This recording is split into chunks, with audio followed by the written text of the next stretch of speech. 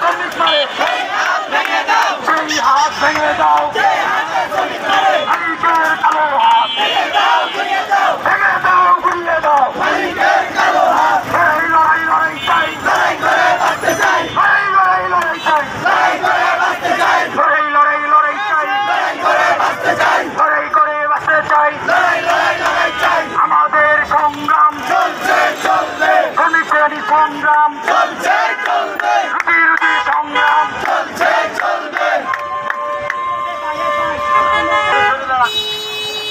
সংগ্রামী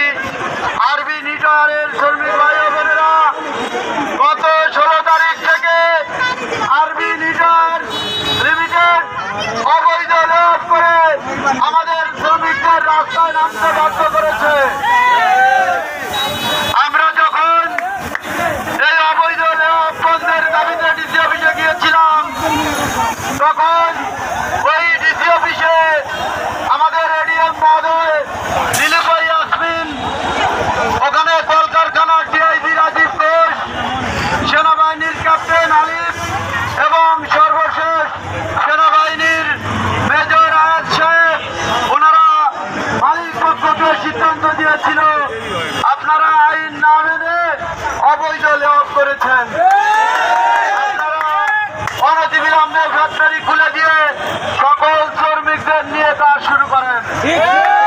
তারা একের পর এক ডিসি অফিসে একবার দুইবার বসেছে, সিদ্ধান্ত হয়েছে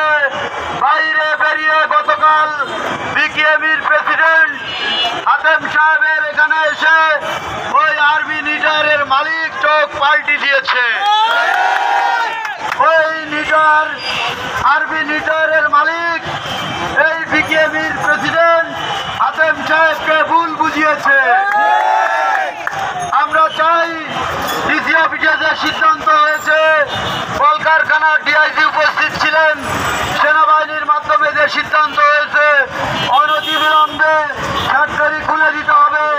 এবং সকল শ্রমিকরা কাজে ফিরে যাবে।